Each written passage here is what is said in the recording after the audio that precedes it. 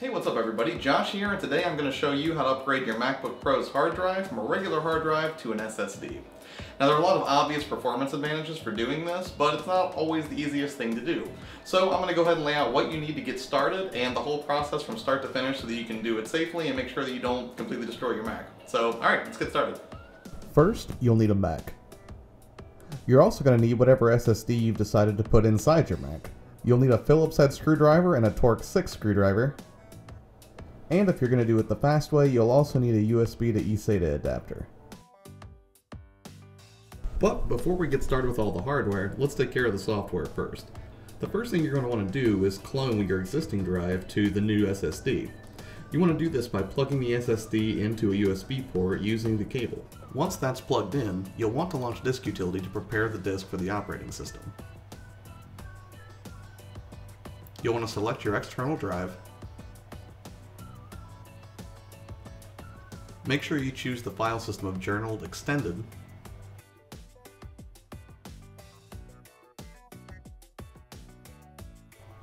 And finally, go ahead and click Erase to format the drive.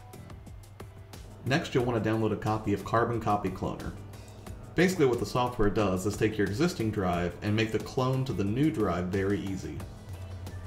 When you first launch Carbon Copy Cloner, you'll probably get the trial version window. It's fully functional for 30 days, so if you're only going to use it once, it's okay to use the trial version. Once the interface loads, you'll want to select your source as being your internal drive, and your destination as being the external drive that you've got plugged in. In this case, our SSD that's plugged in with an eSATA cable. Once you're ready to copy, go ahead and click Clone. Now just chill out, go make a sandwich, and just wait while Carbon Copy Cloner does its thing. Once the process is finished, now it's time to crack open the Mac and actually swap the drives. Once you flip the Mac over, you'll have 10 screws to remove. You need to use a small Phillips head screwdriver to accomplish this.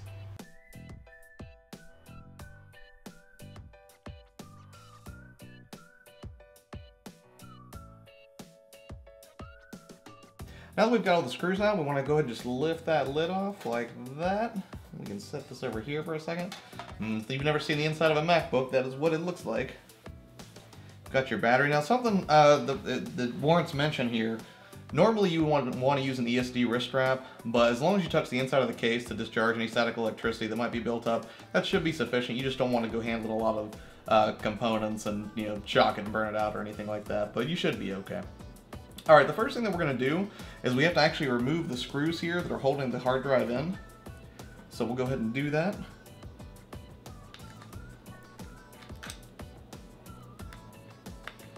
Alrighty. Set that right here. I always place the screws close to where I unscrewed them, just as a reminder. Or another good practice would be to take a picture before you get started, so that you know. Now this cage part here, these screws actually don't all come all the way out, so you don't have to worry about losing them or anything. You just want to go ahead and unscrew it like that, and it stays stuck in there like it's supposed to. And same thing for here, for this little guard. And then we just wiggle jiggle this guy out. Be very careful with it. We'll set it right over here. And then we can lift the other one by this tab here, but you want to be very careful because the ribbon cable is really fragile. And that would be this guy right here, see? So now that you've got that out, you just want to gently kind of wiggle it until you get that out of there. Just real easy. There you go. Alright, this is the part where we want to use our Torx 6 screwdriver, shown right here. It's a small little guy, but that's going to be used to take the nubbins out of the old hard drive. I don't know if it's actually called a nubbin, but you can take it out of there like this, and then we're going to put these in the new one. Alright, now we can set this aside. And now we'll put the screws back into the SSD.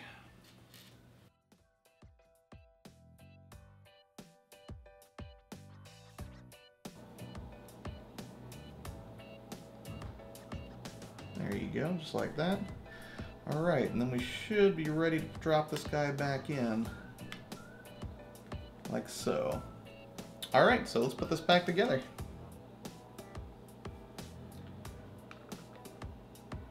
Put that in there. And remember, these screws don't come out, so you don't have to worry about accidentally messing that up. You will not.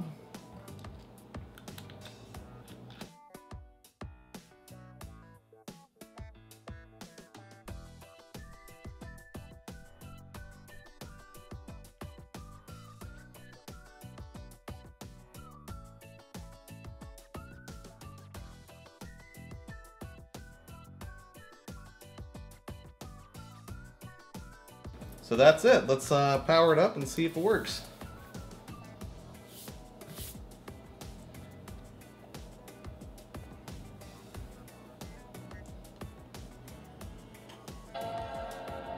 Oh, got a startup sound. That's happy. And the answer is yes, it totally worked, because if it didn't, there was no way I would have put this whole thing on YouTube. But anyways, thanks so much for watching. That is how you swap your hard drive and make sure that your operating system works properly. Please don't forget to subscribe, because we're going to be doing more videos like this. The next one we're going to do is showing you how to replace your optical drive with a secondary hard drive in your MacBook if you want. So make sure you stay tuned for that. Thank you so much. Don't forget to subscribe. We appreciate it, and have an awesome day. See ya.